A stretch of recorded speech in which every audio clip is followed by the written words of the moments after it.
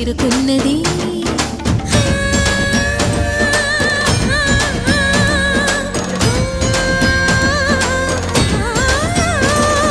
భవుని భువికి తరలించేలా, ధరణి దివిని తలపించేలా